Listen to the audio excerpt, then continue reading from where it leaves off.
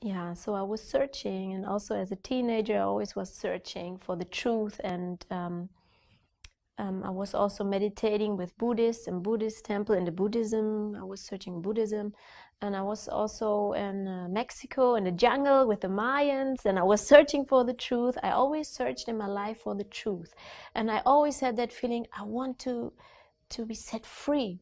I want to be alive. So I was searching everywhere, also in the New Age, yeah, and but I never felt freedom.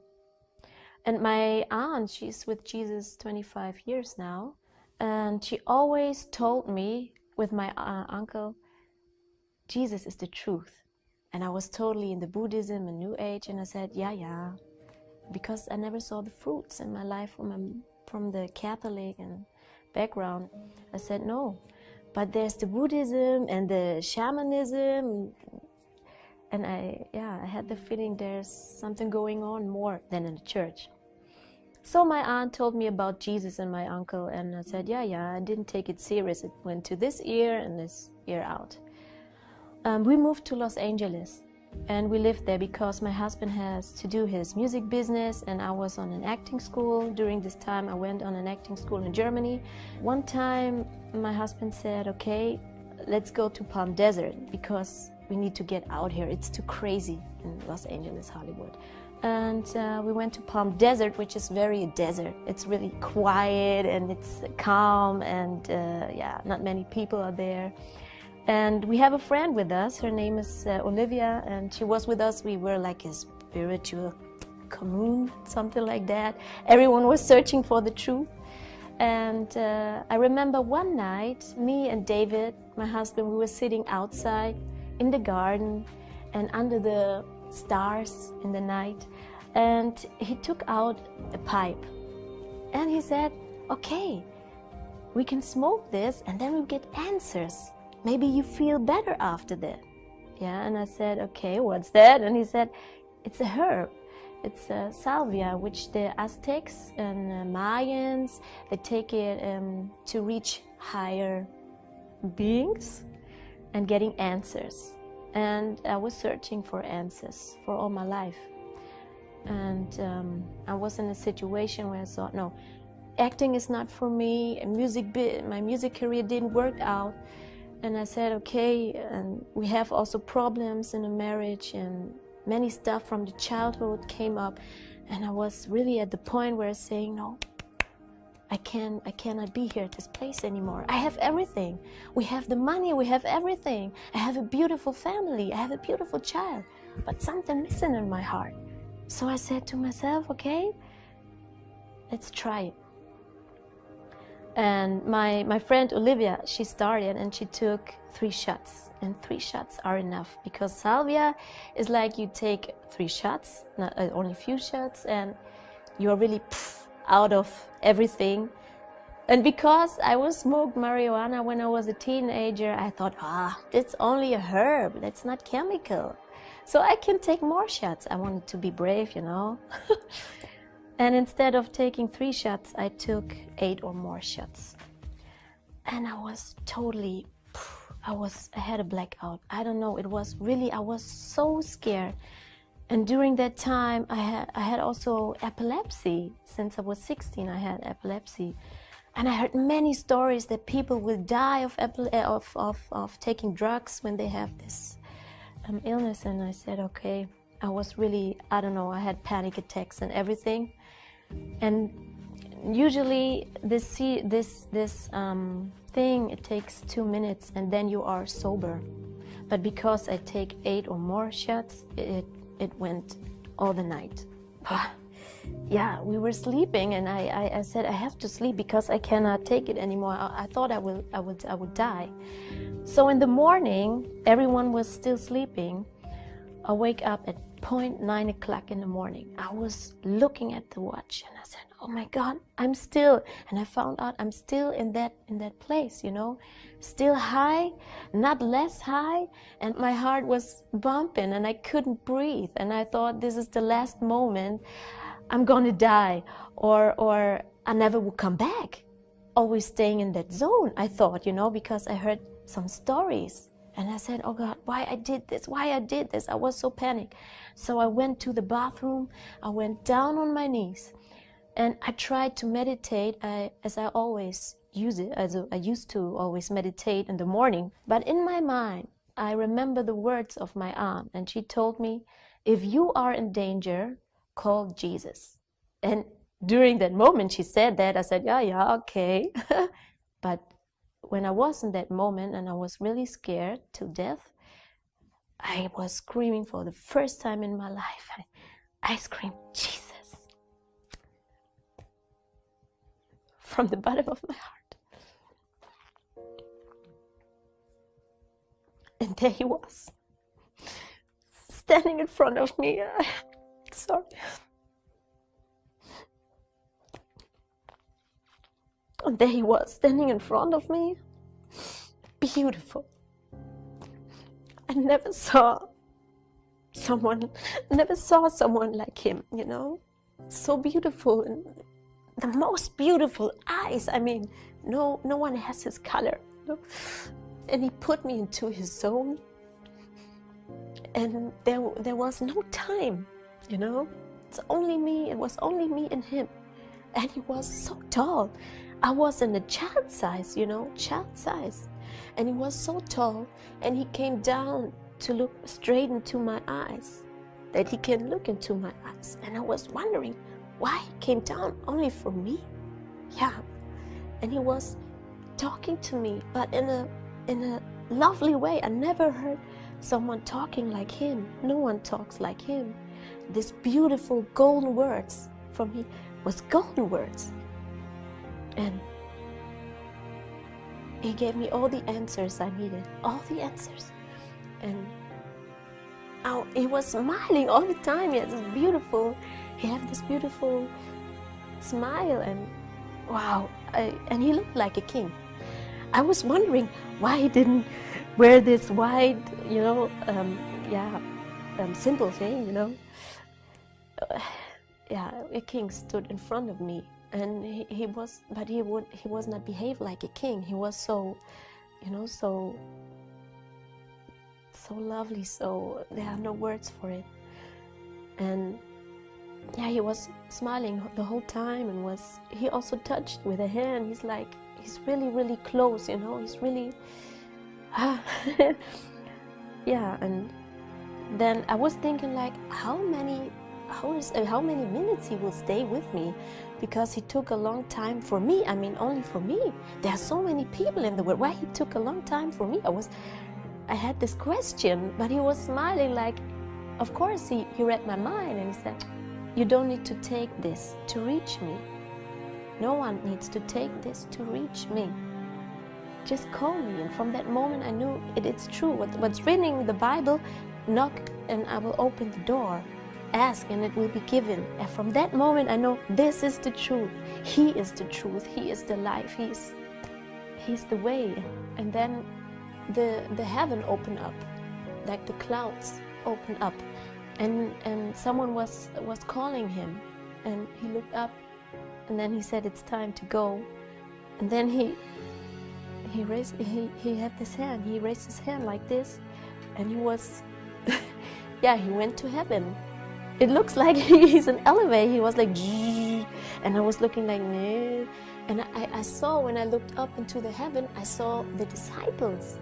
I saw the disciples, and the light and the love came out from heaven down to me. And I was looking like he was smiling, because I was thinking, like, oh, I want to go with you, please. I want to go with you. And he read my mind. He said, it's too early for you. I know you, I understand, but it's too early. But he was smiling. And many people was there too, not only the disciples, and they're holding hands, and it looks like a big party of love. Everyone is happy, there's freedom, there's everything you cannot imagine, you know. That's the place everyone wants to go. And then the clouds closed, the heaven closed. And then I woke up, and I was sober. I was so sober. I was so happy. I have so much freedom. I had so much freedom in my heart. I'm so thankful, you know, I'm so thankful for that.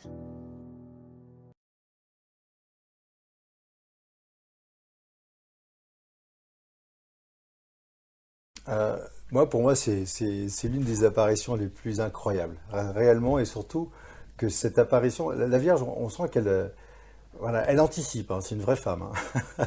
C'est une vraie femme, une vraie mère, elle anticipe. C'est-à-dire que là, on est au 15e siècle et cette apparition, c'est pour aujourd'hui. Donc c'est pas rien. C'est-à-dire que c'est aujourd'hui, avec les instruments technologiques dont on dispose, qu'on découvre l'ampleur de ce prodige. Il faut imaginer, on est au 15e siècle, il y a Juan Pablo, qui est un jeune paysan aztèque, qui est tout fraîchement converti par les Espagnols qui ont débarqué là-bas. La Vierge lui apparaît et pour être donc lui, il est tout perplexe, étonné, et donc il va voir son évêque, et bien sûr, il y va en disant, il faut que j'apporte une preuve que la Vierge m'est bien apparue. Donc la Vierge lui dit, écoute, tu vas aller dans ce champ, tu vas cueillir des fleurs qui n'existent pas à cette période-là. Donc on est en décembre. Et donc effectivement, il va dans un champ, il ramasse toutes ces fleurs-là venues de nulle part, et il est tout content. Il les met dans son pancho, là, et puis il marche, il fait quand même 3-4 heures de marche pour aller au lieu de l'évêque. Tout content, il sonne, il rentre, et il est tout heureux de jeter toutes ces fleurs qui viennent, voilà, qui sont étonnantes. Et là, en face de lui, il a des personnes, notamment l'évêque, le prélat en question, qui tombent à genoux. Non pas devant les fleurs, mais parce que sur sa fameuse tilma, on appelle ça une tilma, sur son poncho, on dirait, eh ben, il y a une photographie d'une vierge métisse qui est apparue. C'est comme si Kodak était là, il avait fait la photo de la Vierge, voilà. Eh ben, figurez-vous que cette photo, sur voilà, sur un vêtement végétal, en fibre végétale, qui aurait dû disparaître au bout de 2-3 ans, ben, ce manteau est toujours là, mais maintenant Fibre de cactus. ouais, fait en fibre de cactus, donc ce vêtement il est toujours là. Cette photo, on ignore aujourd'hui l'origine des pigments, c'est-à-dire que on ne sait pas comment elle a été faite. Et ça, c'est pas moi qui le dis, c'est un prix Nobel de chimie qui a planché sur cette photo. Et donc on ignore l'origine des pigments, c'est d'origine ni animale, ni végétale, ni minérale. Il ne reste plus grand-chose, hein, après ça. Donc, et, euh, et aujourd'hui, qui en parle? Ça reste et aujourd'hui, et ce qui est le plus drôle, c'est que cette fameuse tunique, qui a quand même traversé 5 siècles, hein, Ouais, tu avec peux nous- avec les différences de température, une simple tunique qui aurait dû disparaître au bout de 2 ans, quoi. Enfin, voilà, c'était juste une Alors, tunique. justement, c'est ça qui est important parce que tu t'es rendu à Ouais. Mexico, tu t'y as été, et déjà, tu as été surpris de la dévotion Ah oui. des Mexicains vis-à-vis de cette relique et des implications, et, euh, et notamment du parcours de pèlerinage qui est en effet. Alors, si tu peux nous décrire un petit peu la scène, parce que chez C'est, nous, ça, c'est inimaginable. alors là, je pense que j'ai vécu un choc, vraiment un choc émotionnel, en voyant tous ces paysans venir de toutes les contrées à genoux, à genoux. Et pas à genoux comme à Fatima où vous avez une piste de surf, pardon, hein, mais vraiment Tout est lisse. tout est lisse. Là, ils étaient à genoux, avec sur le dos des tableaux avec plein de choses pour venir en offrande, et vous avez les genoux complètement ensanglantés, et vous pouvez lire sur le. Puis moi qui étais là avec ma petite caméra, à un moment donné, je me rapproche de l'un d'entre eux, et je me suis senti, mais là, je me suis dégoûté comme journaliste. Alors que, et je suis content de l'avoir parce que c'est quelqu'un qui m'a vraiment, qui m'a bouleversé, et je lui ai rapproché ma caméra d'une façon assez discrète. Je lui ai posé 2-3 questions, et oui, je crois que là, j'ai vraiment touché du doigt ce que le mot foi voulait dire. Parce que je me souviens plus exactement ce qu'il me disait. J'avais un traducteur à mes côtés parce que je parle pas un mot d'espagnol. Et je lui demandais pourquoi il faisait ça et quel était le sens qu'il donnait et qu'est-ce qu'il ressentait. C'était tout simplement bah, merveilleux. Et là, vous sentez que c'est une foi qui est riche, qui est belle, qui est forte. Et là, vous vous sentez ridicule, vous, occidental, baptisé, catholique. Mais, waouh, ma foi, j'en fais quoi? J'en fais quoi? Eux, ils donnent tout, ils ont rien, et le peu qu'ils ont, ils l'offrent. Et ils l'offrent avec pas mal de souffrance. Donc ça remet en cause, ça m'a vraiment ébranlé. Et j'espère un jour pouvoir peut-être emmener mes filles sur place juste pour leur montrer, regardez ce peuple, il est magnifique, il danse, il chante, il loue. Et en même temps, voilà, vous avez ces torrents, mais des torrents, 7 millions de personnes. C'est noir de monde. Une fois par an? Une fois par an. Le 12 décembre, allez, 12 décembre, vous ne pouvez plus bouger à Mexico. Tout est paralysé par ces kilomètres et kilomètres de pèlerins qui arrivent en marchant, mais il y en a beaucoup qui arrivent également à genoux, quoi. Donc oui, c'est bluffant, et quand vous voyez le miracle qui est associé, et surtout que vous découvrez ensuite que cette fameuse tunique, elle a été l'objet de 2 attentats. Ouais, voilà. Deux attentats, Non, mais là, une à la grenade Non, et mais- une autre... Non mais là vous dites une à la grenade et une à l'acide chlorhydrique. Là vous dites au secours, quoi. Comment aujourd'hui on peut se dire oh putain je vais supprimer cette relique, je vais supprimer cette pancho, je vais jeter de l'acide chlorhydrique, je vais balancer une grenade. Et pour moi, c'est vraiment la preuve de l'existence du mal, mais qui est un mal qui est incarné. C'est pas seulement. Pour moi, c'est l'éruption du mal dans le monde, quoi. Et c'est ça qui est bien, c'est que quand on parle d'un combat entre les forces du bien et les forces du mal, et ben là, il est cristallisé, il est même incarné à Guadeloupe, parce que pour avoir commis 2 attentats sur un, au pire, ça fait sourire. Enfin, mais pourquoi vouloir détruire un bout de tissu? Il fait de mal à personne. Il fait de mal à personne. Pourquoi vouloir le brûler, le détruire, et ben voilà, c'est ce qui est là quand j'ai enquêté et j'ai découvert l'existence d'un chercheur qui pendant 40 ans quand même, il a examiné, puisque cette femme là, qui est une femme métisse, qu'une jeune femme métisse qui est enceinte, elle a les yeux un petit peu voilà entrouvers. Eh bien lui, il a passé 40 ans à examiner l'intérieur pour aller voir qu'est-ce qu'il y avait à l'intérieur de la rétine. Il est Enfin, à l'intérieur ophtalmologue, hein. Ophtalmologue, ouais. Et les découvertes qu'il a faites, c'est saisissant, quoi. Et alors, c'est quoi ces découvertes?